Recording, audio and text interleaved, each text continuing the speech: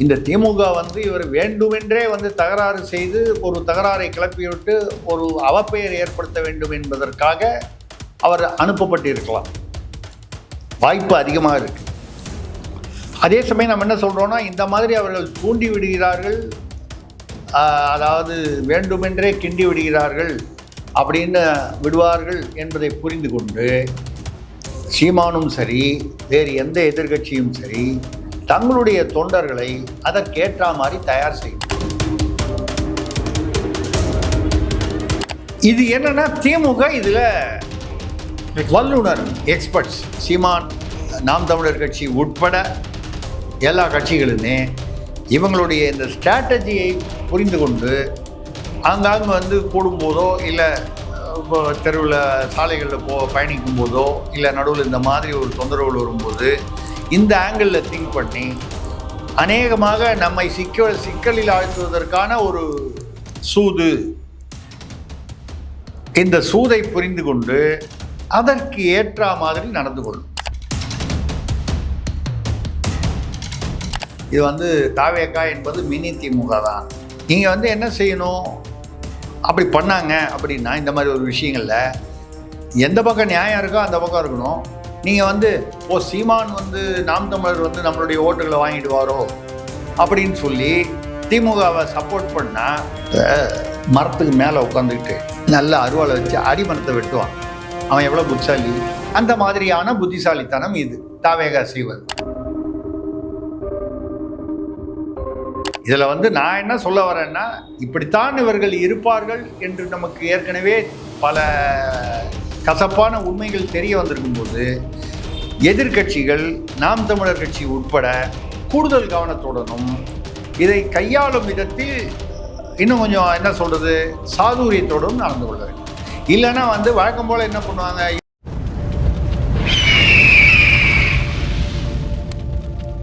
அரசியல் கருத நேயர்களுக்கு வணக்கம். இன்று நம்மோது சிறப்பு இருந்தாலும் மூத்த பத்திரிகையாளர் திரிசக்தி அவர். வணக்கம் சார். வணக்கம். சொல்லுங்கள் சரண். எப்படி இருக்கீங்க சார்? நல்லா இருக்கேன். சார், நேற்றைய தினம் நாம் தமிழர் கட்சியின் தலைமை உரையாளர் சீமான் அவர்களிடம் வந்து திமுக நிர்வாகி கடலூர் மாவட்ட விருதாச்சலத்தில் வந்து திமுக நிர்வாகி வந்து பிரச்சனை பண்ணதாகவும் அது பின் வந்து பெரும் மோதலாக அது மாறினது அப்படின்ற மாதிரி விஷயங்கள்லாம் வெளியாகுது. ஆனால் செய்தி ஊடகங்களில் பரப்பும்போது என்ன சொல்கிறாங்கன்னா, சீமான் அவர்கள் வந்து திமுக நிர்வாகியை தாக்கி விட்டார் அப்படின்ற மாதிரி அவங்க ஒரு நரேட்டிவ் செட் பண்ணி பரப்புறாங்க. என்னதான் சார் நடந்தது? நான் வந்து பத்திரிகை செய்திகள் மற்ற இந்த வீடியோக்கள் வரதை வச்சு சொல்கிறேன். அந்த விருதாச்சலத்தில் அந்த அரசு ஊழியர்கள் தொடர்பாக அவர்களுடைய குறைபாடு கோரிக்கை.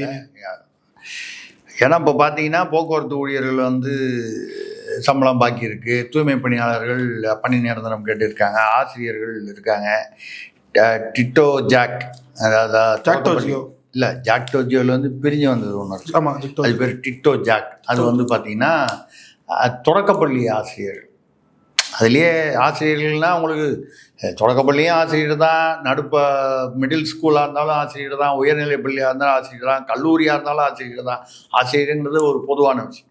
இது இவங்க முன்னால் ஜாக்டோ ஜியோ ஒன்றா இருந்தது. அதில் வந்து ஆசிரியர்கள் மட்டும் இல்லாமல் எல்லா அரசு ஊழியர்களும் ஒன்றா மொத்தமாக ஒன்றா இருந்தது. இப்போ அது கொஞ்சம் பிளவுபட்டுருச்சு.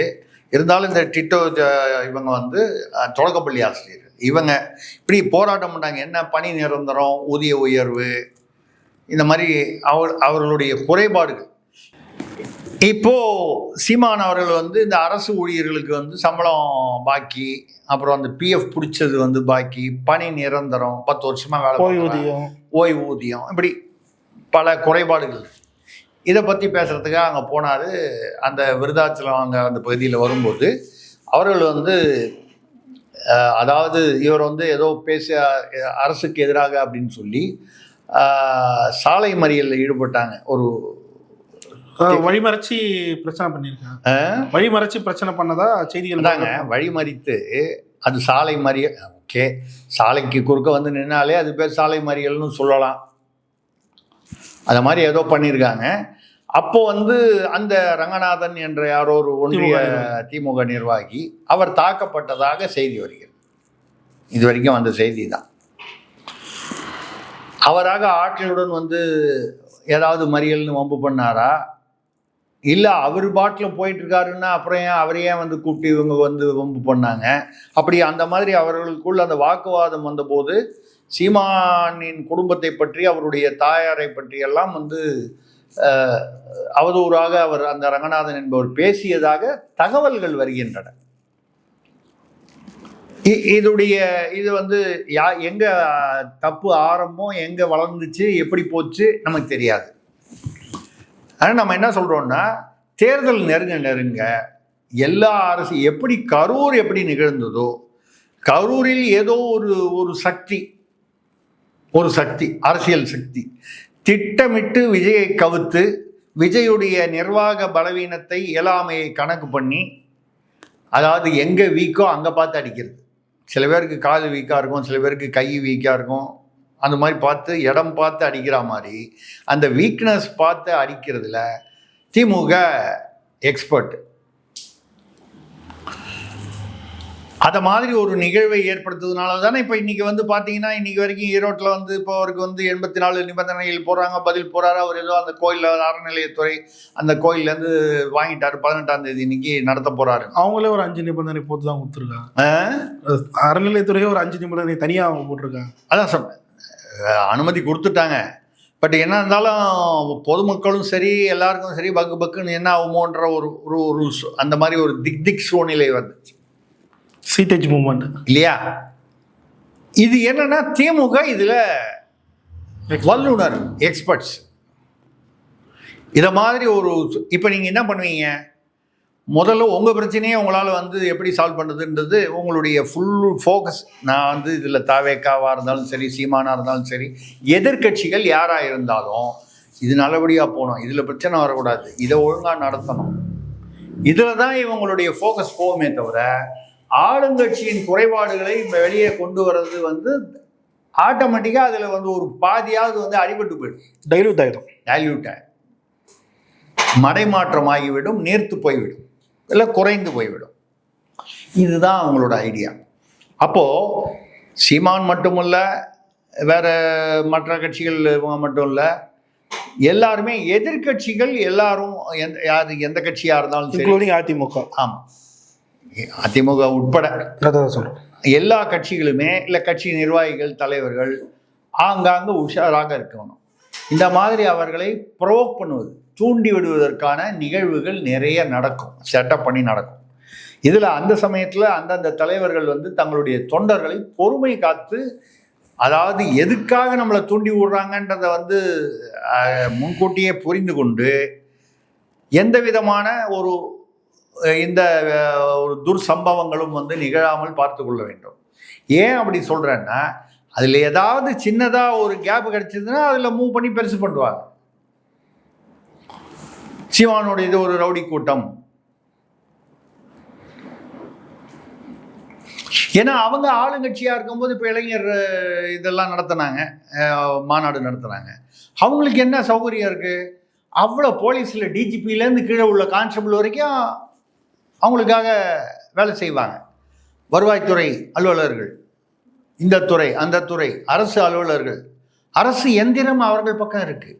ஆளுங்கட்சி யார் ஆளுங்கட்சியாக இருந்தாலும் சரி. அப்போது அதை வைத்துக்கொண்டு அவர்கள் வந்து அவங்களுக்கு வரும்போது இந்த 84 நிபந்தனைலாம் வரும்னு நினைக்கிறீங்க? தாவேகாவுக்கு வந்த மாதிரி அது எப்படி சார் வரும்? நாளைக்கு நான் அது அடுத்த வாரம் வந்து நடத்தணும், திருவண்ணாமலை நடத்தணும்னா போன வாரம் வந்து போட்டுட்டு ஆட்டோமேட்டிக்காக அனுமதி வந்துடும். சும்மா ஒரு பேருக்கு ஒரு 4 நிபந்தனை போட்டு வந்துடுவாங்க. அதெல்லாம் முன்னாலேயே வந்து ரெடி பண்ணி நிபந்தனையெல்லாம் பூர்த்தி பண்ணிட்டோன்னு சொல்லி ரெடி பண்ணி வச்சுட்டு தான் அப்ளிகேஷனே ஒன்று கொடுப்பாங்க. அதான் ஆளுங்கட்சிக்கு உள்ள அதிகார பலம். நம்ம என்ன சொல்கிறோன்னா, அந்த அதிகார பலம் கூடாதுன்னு பேசி ஜனநாயகத்தில் புரோஜனம் இல்லை, அது அப்படி தான் இருக்கும். நீங்கள் அதையும் மீறி தான் எதிர்கட்சிகள் வந்து அரசியல் நடத்த வேண்டும். அந்த வகையில் இந்த திமுக வந்து இவர் வேண்டுமென்றே வந்து தகராறு செய்து ஒரு தகராறை கிளப்பிவிட்டு ஒரு அவப்பெயர் ஏற்படுத்த வேண்டும் என்பதற்காக அவர் அனுப்பப்பட்டிருக்கலாம், வாய்ப்பு அதிகமாக இருக்குது.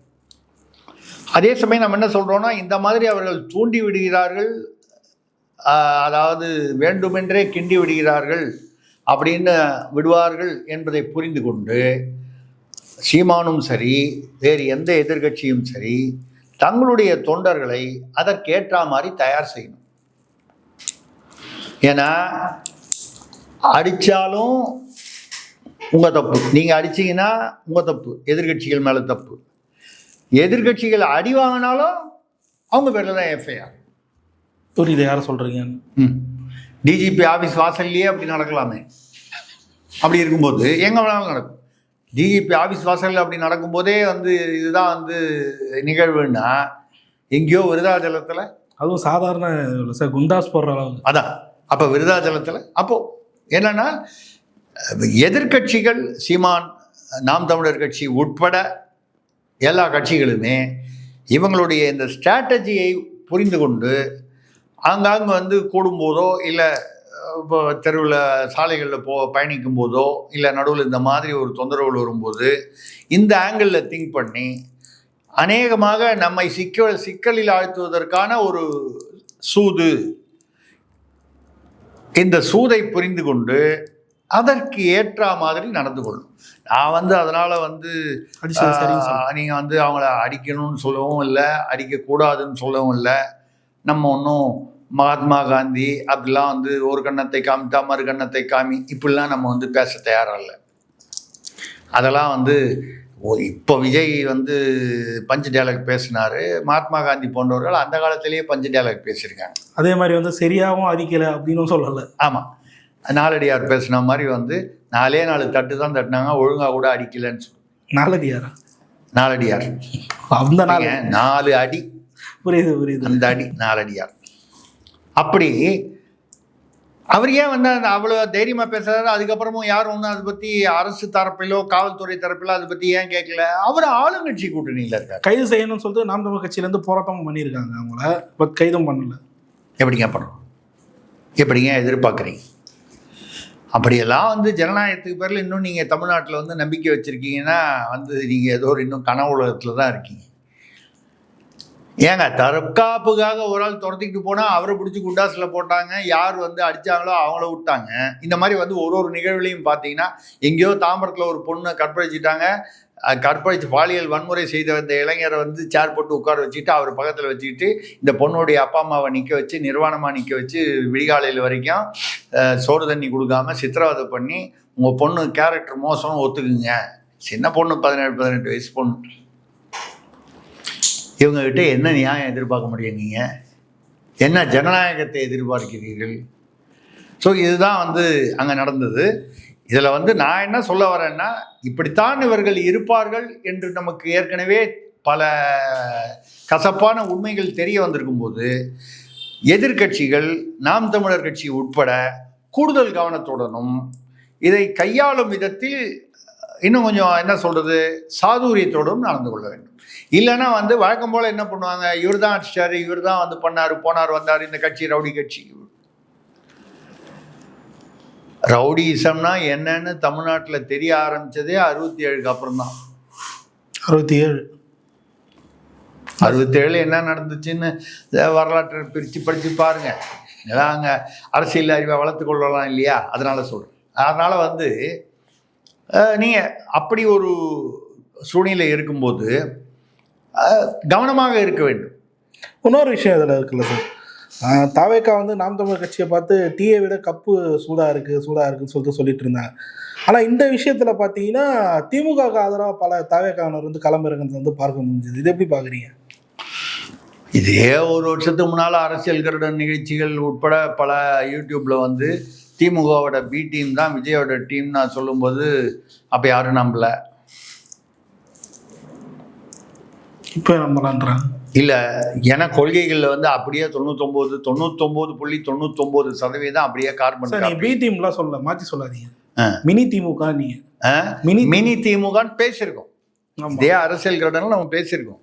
இது வந்து தாவேக்கா என்பது மினி திமுக தான். அவங்க வந்து அதாவது கொஞ்சமான அவங்களுக்கு வந்து ஒரு இது பாருங்க, கரூரில் என்னதான் இருந்தாலும் அது விஜயுடைய தரப்பில் வந்து நிச்சயமாக தவறுகள் குறைபாடுகள் இருந்தாலும் ஏதோ ஒரு சதி நடைபெற்றது. நான் சொல்லலை, ஆதவர்ஜுனா உச்சநீதிமன்றத்தில் போய் அதானே சொல்கிறாரு. அவர்கள் சொல்வதைத்தான் நான் வந்து மேற்கோள் காட்டுகிறேன். அப்படி இருக்கும்போது நீங்கள் என்ன பண்ணீங்க? அப்படி இருக்கிற திமுகவை நீங்கள் வந்து என்ன செய்யணும்? அப்படி பண்ணாங்க அப்படின்னா இந்த மாதிரி ஒரு விஷயங்களில் எந்த பக்கம் நியாயம் இருக்கோ அந்த பக்கம் இருக்கணும். நீங்கள் வந்து சீமான் வந்து நாம் தமிழர் வந்து நம்மளுடைய ஓட்டுகளை வாங்கிட்டு வாரோ அப்படின்னு சொல்லி திமுகவை சப்போர்ட் பண்ணால் மரத்துக்கு மேலே உட்காந்துக்கிட்டு நல்ல அருவாளை வச்சு அடிமரத்தை வெட்டுவான். அவன் எவ்வளோ புத்திசாலியா? மரத்துக்கு மேலே உட்காந்துருக்காங்க, மேலே உட்காந்துக்கிட்டு அடிமரத்தை வெட்டுறான். அவன் எவ்வளவு புத்திசாலி அப்படின்னு நீங்கள் நினைக்கிறீங்களோ அந்த மாதிரியான புத்திசாலித்தனம் இது தாவேகா செய்வது. ஏன்னா நீங்கள் வந்து உங்களை ஒழித்து கட்ட வேண்டும் என்று உங்களை அழிக்க வேண்டும் என்று திட்டமிடுபவர்களை விடுத்து நீங்கள் முதலாக வந்தபோது உங்களுக்கு நேசக்கரம் நீட்டியவர்களை வந்து நீங்கள் குற்றம் சாட்டி இதுதாங்க அவங்க விரும்புகிறாங்க. ஆளுங்கட்சி எதிர்கட்சிகள் ஒன்றுக்கொன்று அடித்து கொள்ள வேண்டும், அவர்களுக்குள்ளே வந்து கசப்பு வர வேண்டும், அவர்கள் வந்து அவர்களுக்குள்ளாக அந்த ஓட்டுகளை பிரித்து கொள்ள வேண்டும்.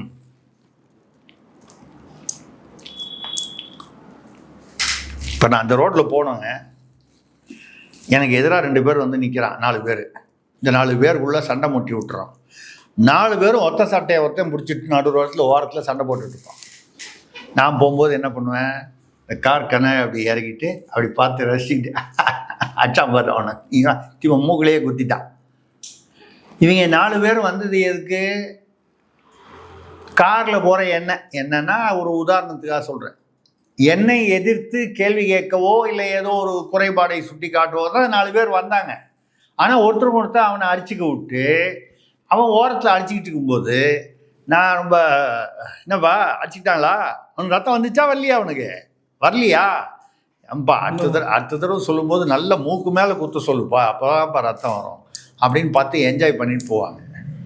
இந்த அரசியல் என்ன சொல்கிறது, இந்த சாதுரியத்தை இல்லை இந்த குள்ளநரித்தனத்தை எதிர்கட்சிகள் எல்லா எதிர்கட்சிகளையுமே புரிந்து கொண்டு அதற்கேற்ற மாதிரி எதிர்கட்சிகளுக்குள்ள ஒரு ஒற்றுமை வேண்டும். நான் ஒற்றுமை வேண்டும்னா கூட்டணியை பற்றி பேசலாம். அவங்கவுங்க கொள்கை கோட்பாடு இல்லை விருப்பம் அதை பொறுத்து நீங்கள் கூட்டணி வைங்க, வைக்காமல் போங்க. ஆனால் உங்களுக்கு பொது எதிரி யார் என்பதை புரிந்து கொண்டு அதற்கேற்றாமல் நடந்துக்கணும். நீங்கள் கடைசியில் பொது எதிரியை விட்டுட்டு ஒருத்தருக்கு ஒருத்தர் புது எதிரிகளாக மாறுவதில் வந்து அர்த்தமே இல்லை. அவ்வளோதான் நான் சொல்ல முடியும். ஏன் அவங்க அதை இப்போ வந்து அதிகப்படுத்துகிறாங்கன்னா, திமுக வந்து எதிர்கட்சியாக இருக்கும்போது ஸ்டாலின் வந்து நான் உங்களுடன் தோள் கொடுப்பேன், நான் உங்கள் சகோதரன், உங்களுடன் நிற்பேன், ஆட்சிக்கு வந்தவுடன் அப்படின்னு வந்து முதல் கையெழுத்தே மது விலக்கு போடுவோம், நீட்டு தேர்வை விளக்கிற ரகசியம் தெரியும்னு எவ்வளோ பொய் சொன்னத மாதிரி அந்த பொய்கள் 519 வாக்குறுதிகள்னு சொல்லுவீங்கல்ல, 519 பொய்கள். அந்த 519 பொய்களில் இதெல்லாமும் சேர்ந்தது. இப்போ அந்த சேர்ந்ததில் பார்த்தீங்கன்னா இது எதுவுமே நடக்கலை. நடந்திருந்தா ஏதோ 1 வருஷம் 2 வருஷத்தில் நடந்திருக்கணும். 4.5 வருஷமாக எதுவும் நடக்கலை. 3 மாதத்தில் ஒன்றும் இருக்குல்ல, அதான் ஆல்மோஸ்ட் 5 வருஷம் ஆக போகுது. இல்லை அதில் நடக்கலாம்ல, ஏன் நெகட்டிவ்? ஏது 3 மாதத்துக்குள்ள இல்லைங்க, இது வரைக்கும் நடக்கலைன்னா, அதாவது இது வரைக்கும் நடக்கலைன்னா போராட்டம் பண்ணுவான். 3 மாதத்தில் நடக்கலாம் நினச்சிக்கிட்டு வீட்டில் உட்காந்துருக்கலாமா? உங்கள் வீட்டில் வந்து சம்பளம் வாங்கும்போது பால்காரர் வந்து கேட்குறாரு, பேப்பர் போகிறவன் வந்து கேட்குறான், இல்லை மளிகை கடைக்காரர் வந்து பணம் கேட்குறாரு, மருந்து கடைக்காரன் கேட்குறான். இது வரைக்கும் சம்பளம் வரலன்னு நீங்கள் பதில் சொல்லுவீங்களா? வந்துரும்னு எதிர்பார்ப்பீங்க, நம்பிக்கை இருக்கும். ஆனால் அது வரலைன்னா என்ன செய்யறதுன்ற ஒரு பயமும் இருக்குமா, ஒரு கவலையும் இருக்குமா? அதுவும் இது வந்து மாதம் இல்லை, 4.5 வருஷத்துக்கு மேலே ஆச்சு அவன் வெயிட் பண்ணி. அதுவும் நீங்கள் என்ன சொன்னீங்க? நான் உங்களது தோழன், நான் உங்களுக்கு உங்கள் பக்கம் நிற்பேன், எடப்பாடி அரசு அராஜகம் செய்கிறது அப்படி பேசின போது உங்களை நம்பி ஓட்டு போட்டாங்க. நீங்கள் செஞ்சுருந்தா 6 மாதத்தில் செஞ்சுருக்கலாம், 1 வருஷத்தில் செஞ்சுருக்கலாம். 4.25 வருஷத்தில் செய்யாதவங்க பாக்கி 3 மாதத்தில் செஞ்சிட போகிறாங்களா? கஜானா பொங்கலுக்கு 3000 ரூபாய் இலவசமாக கொடுக்கணும், அது எப்படி கொடுக்குறதுன்னு தெரியாமல் மூச்சிக்கிட்டு இருக்காங்க. இவங்க வந்து இதெல்லாம் எப்படி கிளியர் பண்ணுவாங்க? சார் அதிமுக ஆட்சி காலத்தில் எவ்வளோ கேட்டார் ஞாபகம் இருக்குதா? 5000 ரூபா. 5000 ரூபா, 3000 + 3000, 5000. அதான் 5000 ரூபா கேட்டவர் 2 வருஷமாக கொடுக்கல. அவங்க கொடுத்துருந்தாங்க. கொடுத்தது பத்தலை. 2500 வந்து கொடுத்தது பத்தாதுன்னு சொன்னாங்க. 2500 ப்ளஸ் ஒரு 1500 5000 கொடுத்துட்டு போங்கன்னாரு. ஆமாம், அது கரெக்டாக சொன்னார். கணக்கில் அவர் புள்ளி, அதனால் வந்து கரெக்டாக சொல்லிட்டாரு. அது ரைட்டு. அதை தாண்டி நீங்கள் வந்தவொடனே கொடுத்தீங்களா, 2 வருஷம் நிறுத்திட்டீங்க. இப்போ தேர்தல் வருதுன்னா கொடுக்க போகிறீங்க 3000. அந்த 3000த்துக்கு வந்து ஒரு துறையாக கூப்பிட்டு கேட்டால் என்கிட்ட பண்ணலன்னு அவன் தப்பிக்கிறான். அரசு துறையில் இருந்தால் தானே கொடுக்க முடியும். அப்படியே பார்க்க போனால் உண்மையில் வந்து அந்த சமூக நலத்துறையில் பணம் இருந்தால் தான் கொடுக்க முடியும். இப்போ மீனவர்கள் துறையில் பணம் இருக்குது, அதை எடுத்துன்னு வந்து இதை இங்கே கொடுக்க சட்ட பிரகாரம் விதிகள் பிரகாரம் கொடுக்கக்கூடாது. தார்மீக ரீதியாகவும் சரி, சட்ட ரீதியாகவும். பள்ளிக்கல்விக்குன்னு இருக்கிற ஒரு பணம் அந்த மாதிரி உள்ளது தான் கொடுக்கலாமே தவிர, இப்போ கூட பார்த்தீங்கன்னா இந்த தாட்கோ இருக்கு பாருங்கள், அதாவது பட்டியலினத்தவர்களுக்கான அந்த அரசு விடுதிகள் 1300 விடுதிகளில் 300 விடுதி க்ளோஸ் பண்ணிட்டாங்க. ஏன் க்ளோஸ் பண்ணிட்டாங்கன்னா மாணவர்கள் இல்லைன்னு. எங்கே போயிட்டாங்க அந்த மாணவர்கள்லாம்? பட்டியலினத்தை சேர்ந்த மாணவர்கள் அப்படியே வந்து அண்ணன் திருமாவளவர்களுடைய பரிந்துரையின் பேரில் அண்ணன் ஸ்டாலின் அவர்கள், ஐயா ஸ்டாலின் அவர்கள் வந்து அப்படியே பிரமாதமாக வந்து அவர்களுக்கு வந்து கருணை மழை பொழிந்து அவங்களாம் வந்து வாழ்க்கை தரம் உயர்ந்து ஆஸ்திரேலியா, அமெரிக்கா போன்ற நாடுகளுக்கு சென்று படிப்புக்கு செஞ்சுட்டு போயிட்டாங்களா? இல்லை. அந்த சமூக நீதி இல்லங்களின் பேரை மட்டும் மாற்றினீங்க. அதுக்கு இனிமேல் வந்து ஆதி திராவிடர் தங்கும் விடுதின்னு இல்லாமல் சமூக நீதி விடுதி. ஆமாம், பேரை மாற்றினா சரியாக போச்சா? நம்ம எப்போவுமே பேரை மாற்றினா உடனே வந்து எல்லாமே மாறிடும்ன்ற கனவு. எப்போலேருந்து? தட்சிணாமூர்த்தி பேர் மாற்றினதுலேருந்து. இறைவா தட்சிணாமூர்த்தின்னு நான் சிவனை சொல்கிறேன், நீங்கள் யாரையாவது நினச்சிக்காதீங்க. நீங்கள் சிவன் கோயிலை சுற்றி வந்தீங்கன்னா அந்த தெற்கு பக்கமாக பார்த்து தட்சிணாமூர்த்தின்னு ஒன்று இருக்கும். அது வந்து குரு பகவான்னு சொல்லுவாங்க. அதை குரு பகவான்னு பேர் சில பேர் சொல்லுவாங்க, சில பேர் தட்சிணாமூர்த்தின்னு சொல்லுவாங்க. நான் அதை சொன்னேன், நீங்கள் உடனே எதையாவது போட்டு மனசில் குழப்பிக்காதீங்க. அப்போலேருந்து பேரை மாற்றினா எல்லாரும் பேரை மாற்றினா என்ன அர்த்தம்? இந்த மாதிரி விஷயத்தில் இப்போ நம்ம அங்கே ஆன்மீகத்தை விட்டுடுறோம், அரசியலுக்கு வரோம். பேரை மாற்றினாலே மக்களை ஏமாத்துறதுன்னு தான் அர்த்தம். எவ்வளவு பேரை ஏமாத்துறது, அதுதான் பேரை மாற்றுறது. பேரை மாற்றி அத்தனை பேரையும் ஏமாற்றுவது தான் திராவிடம். இந்த மாதிரி என்னன்னா 1300 விடுதியில் 300 விடுதி கிட்டத்தட்ட க்ளோஸ் பண்ணிட்டாங்க. மாணவர்கள் ஏன் வந்து அங்கே தங்கலைன்னா சாப்பாடு இல்லை. அவனுக்கு வந்து அரசு விதிகள் பிரகாரம் முடிவெட்டுறதுக்கு கூட மாதம் அவனுக்கு வந்து ஒரு பேட்டா கொடுக்கணும். மாணவர்கள்லாம் அவனுக்கு முடி வளரும், போய் வெட்டணும், முடி திருத்துவதற்கு கொடுக்கறது இல்லை. சாப்பாடு போடுறதில்லை ஒழுங்கா. ஏங்க சாப்பாடும் இல்லை, வேறு விதமாகவும் இருக்க முடியாது. அவன் அங்கே தங்குறதுல என்ன, அவனுக்கு வீட்டில் தங்கினா அவனுக்கு வந்து அவனை பார்த்துக்கிறதுக்கு வசதி இல்லைன்னு சொல்லி தான் அவங்க பெற்றோர் ஒன்று அனாதையாக இருப்பான், இல்லை பெற்றோர்கள் வந்து வேறு வழி இல்லாமல் இங்கே அனுப்பிச்சிருப்பாங்க. இதுக்கு அங்கேயே இருந்தாலே பரவாயில்ல அப்படின்ற அளவுக்கு 1300 விடுதிகளில் ஏறத்தாழ 300 விடுதிகள் வந்து மூடப்பட்டிருக்கின்றன. நீங்கள் இதெல்லாம் மூடிட்டு அடிமட்டத்தில் இருக்கிற அந்த 300 விடுதிகள்லாம், ஒரு விடுதியில் 100 பேர் இருக்கலாம், நான் தோராயமாக சொல்கிறேன், 50-60 பேர் இருக்கலாம், 100 பேர் இருக்கலாம், 200-300 பேர் கூட இருக்கலாம்.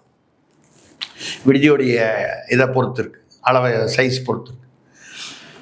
இதுக்கே உங்களால் முடியல, பொங்கலுக்கு நீங்கள் வந்து 3000 ரூபா கொடுக்கணும். ஓகே சார், இப்போது இதை தொடர்ந்து பெரியார் இன்னும் வாழ்ந்துட்டு தான் இருக்காராமே, கேள்விப்பட்டீங்களா? எங்கங்க? நான் கிளம்புறேங்க. ஏன் சார்? இல்லை, பெரியார் இன்னும் வாழ்ந்துட்டு இருக்காருன்றீங்க. எனக்கு பொதுவாக வந்து இந்த இதிலெல்லாம் அந்த பேய் பிசாசு ஆவிலெல்லாம் நம்பிக்கை கிடையாது. நீங்கள் பாட்டில் பெரியார் வாழ்ந்துட்டு இருக்காருன்னு சொல்லி பயமுறுத்துறீங்க நீங்கள். இல்லை, நேற்று திருவண்ணாமலையில் திமுக இளைஞர் அணி மாநாடு நடைபெற்றது. அதில் துணை முதல்வர் உதயநிதி அவர்கள் தான் இளம் பெரியார் அப்படின்னு சொல்லிட்டு அவருக்கு பட்டம் கொடுத்துருக்காங்க. ஓ, அப்படி வந்துட்டீங்களா நீங்கள்? ஓ, அவரை இளம் பெரியார்னு சொல்லிட்டாங்கன்னா, இப்போ நம்ம வந்து சீமானை வந்து பெருமையாக வந்து முண்டாசு கட்டாத பாரதி அப்படின்னு சொல்கிற மாதிரி ஒரு காலம் அவங்களும் அவங்க வகையில் வந்து தாடி வைக்காத பெரியார்னு சொல்லலாம். நியாயம் தானே? தாடி மட்டும்தான் மிஸ் ஆகுது. இல்லை, தாடி மிஸ் ஆகுது, இன்னும் வேறு என்னெல்லாம் மிஸ் ஆகுதுன்றது நம்ம அந்த ஆராய்ச்சிக்குள்ளே போனோம்னா அது ரொம்ப பெரிய, அதுக்கு தனியாக பிஹெச்டி நம்ம கொடுக்குற மாதிரி இருக்கும். நம்ம ஒரு டாக்குமெண்ட்ரியே பண்ணுற மாதிரி அதான் டாக்குமெண்ட்ரி பண்ணுற மாதிரி ஆகிடும் அது வந்து.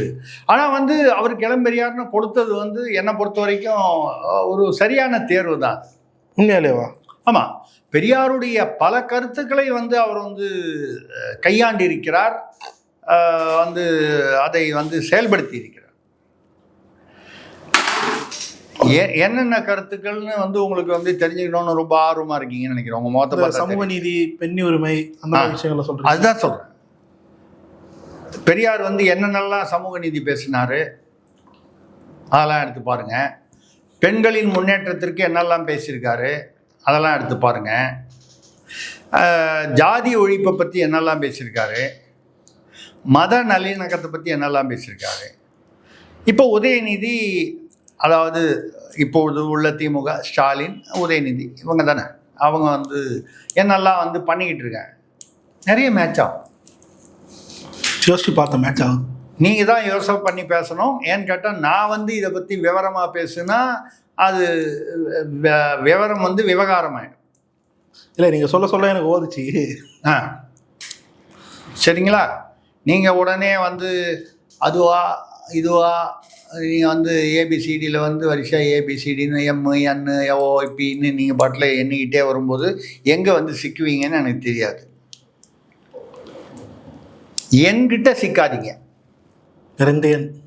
என்கிட்ட சிக்காதீங்க. சார் டபுள் என்ன ஒரு என்னன்னு கேட்குறேன். இல்லைங்க, என்கிட்டனா என்கிட்ட சிக்காதீங்க அப்படிங்கிற அர்த்தத்தில் சொல்கிறேன். நீங்கள் அதெல்லாம் இதை தாண்டி அவரை இளம் பெரியார் அப்படின்னு சொல்லுது வந்து அவர் எந்த அளவுக்கு பெண்களின் முன்னேற்றத்திற்காக பாடுபட்டாரோ, காவிரி கரையில் எவ்வளவு வந்து பெண்களுக்காக தொண்டு செய்திருக்கிறார் என்று ஆணைமுத்து அவர்கள் எழுதியிருக்கிறாரோ, அவருடைய சிஷ்யராக இருந்த அவர் உடனே பெரியாருடன் பயணம் செய்த ஆணைமுத்து அவருடைய சீடர், அவர் வந்து புத்தகம்லாம் எழுதியிருக்கார். பெரியார் அந்த காவேரி கரையில் வந்து எப்படியெல்லாம் வந்து பெண்களின் முன்னேற்றத்திற்காக செயல்பட்டு இருக்கிறார். சமைச்சலாம் போட்டு அதான் பல விதங்களிலும் அவர் வந்து பெண்களின் முன்னேற்றத்திற்காக அவர் வந்து பாடுபட்டு இருக்கிறார். தன்னுடைய வாழ்க்கையை ஈவேரா அவர்கள் அர்ப்பணித்து கொண்டிருக்கிறார். அப்போ இளம் பெரியார்னு இவங்க சொன்னாங்கன்னா விஷயம் இல்லாமல் உங்களுக்கு எனக்கும் வந்து உதயநிதியுடைய வாழ்க்கையில் ஏதோ ஒரு சில பகுதிகள் நமக்கு தெரியும். உதயநிதி மட்டும் இல்லை, எந்த அரசியல்வாதியை பற்றி இருந்தாலும் நமக்கு ஓரளவுக்கு தெரியும். நமக்கு தெரிந்த பகுதி இருக்கும், தெரியாத பகுதியும் இருக்கும். ஆனால் இளம்பெரியார்னு பட்டம் கொடுக்குறாங்க பாருங்க, அவங்களுக்கு எல்லா பகுதியிலையும் தெரியும். உங்களுக்கு எனக்கும் தெரிஞ்சதை விட அவங்களுக்கு அதிகமாக தெரியும். ஒத்துக்கிறீங்களா? நியாயம் தானே நான் சொல்கிறேன், யதார்த்தம் தானே. கூடவே இருக்காங்க. நான் கூடவே இருக்கேன். இப்போ நமக்கு வந்து ஒரு தலைவர் இருக்காருன்னா தலைவரை பற்றி ஒரு 10 மேட்டர் தெரியும், 90 மேட்டர் நமக்கு தெரியாது, தெரிய வாய்ப்பில்லை.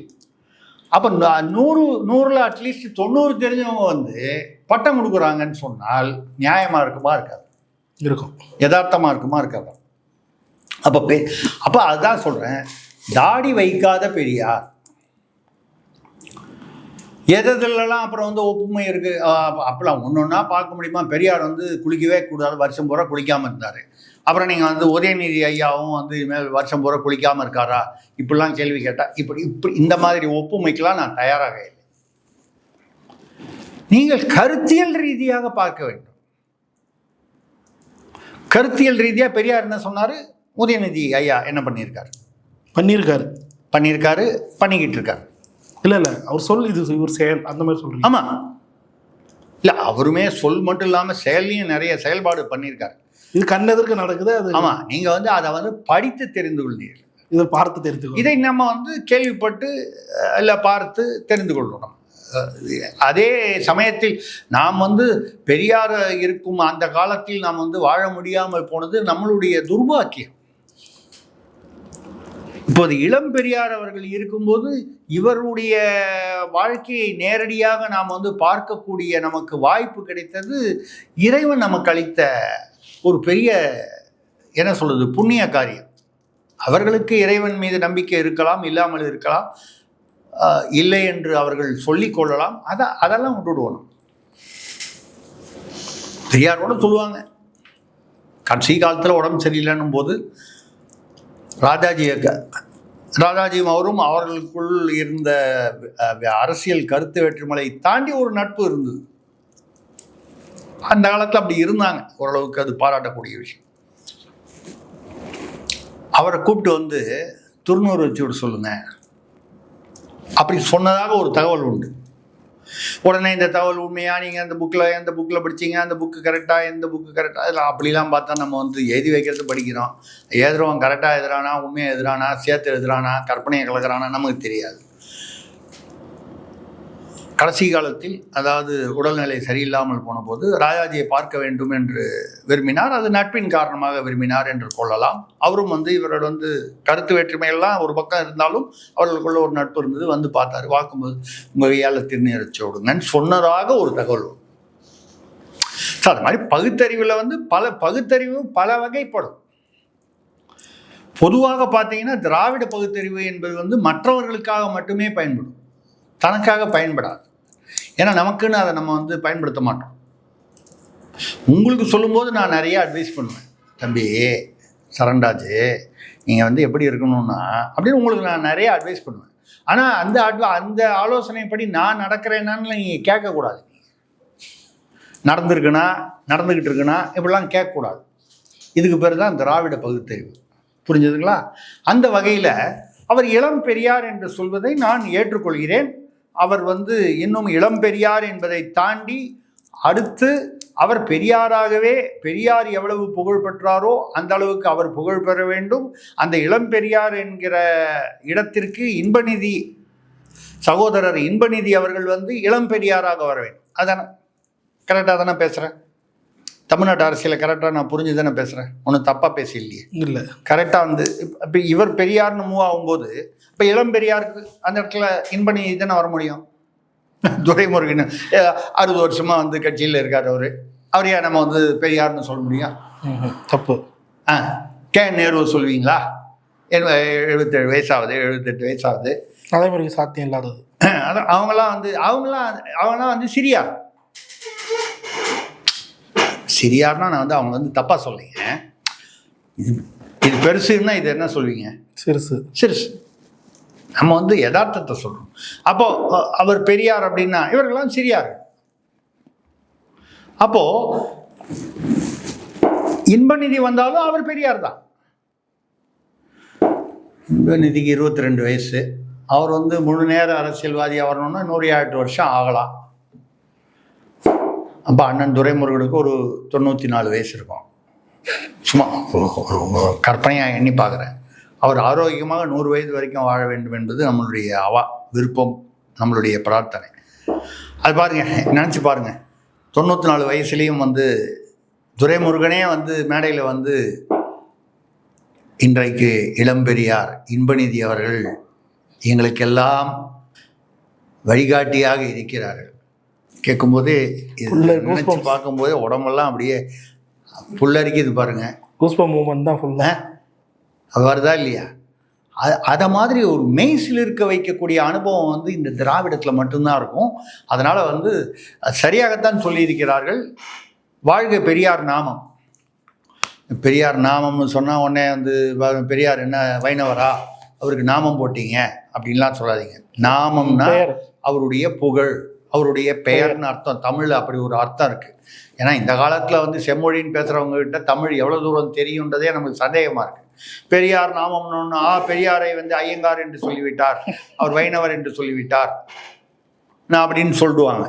நம்ம அதை சொல்லலை. நாமம் என்பது நமக்கு நம்மளுடைய பெயர், தங்களுடைய நாமம் என்ன அப்படின்னா உங்களுடைய பெயர் என்னன்னு பேர். அதெல்லாம் இந்த தலைமுறைகளில் செம்மொழியில் அதெல்லாம் தெரியறதுக்கு வாய்ப்பில்லை.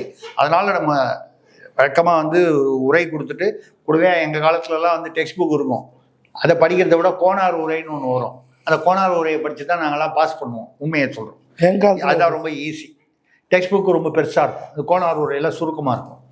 அது மாதிரி உங்களுக்கு இந்த இதெல்லாம் என்னங்கிறத விஷயத்தையும் சொல்லிவிட்டு கூடவே ஒரு கோனார் உரையும் கொடுத்துட்டேன். பலர்களுக்கு தெளிவாக இருந்துச்சு. நேரத்தை. நன்றி, வணக்கம்.